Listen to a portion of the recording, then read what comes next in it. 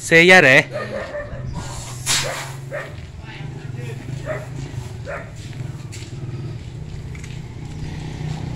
Xe cũ nha.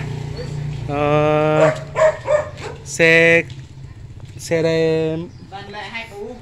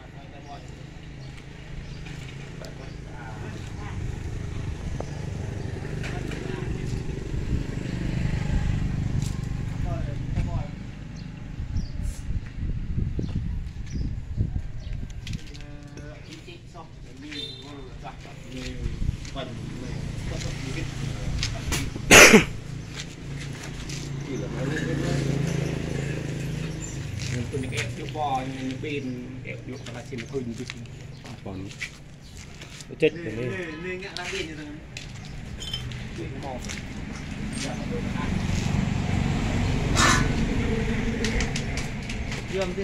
Xe nó tầm tùm tôi biết vừa nghe cái đà mà này tụi bé chọc kì. Xe đây nếu ai cần thì alo cho nha. Giá tầm 80 củ. 80 củ à? Xe đây làm lại. Xe này rẻ thôi. Mình làm lại phát sinh lại cỡ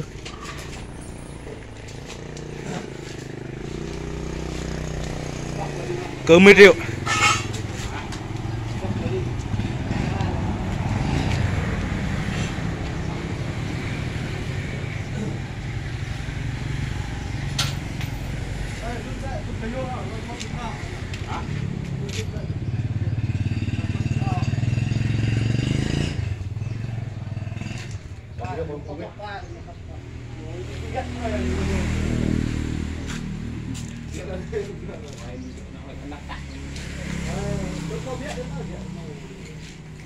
Tiêu trả đừng lại đúng ngon nhá thôi.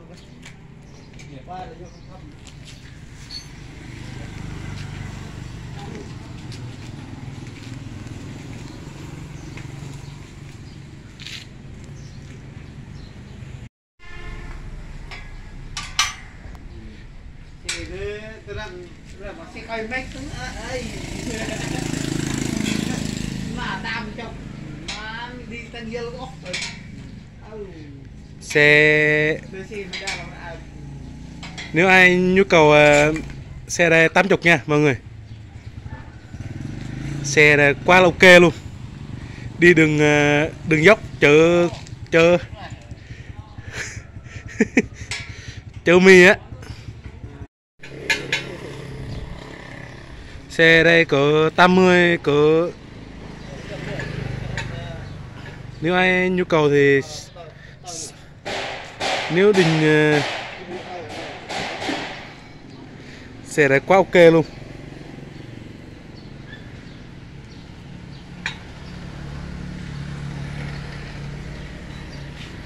Tin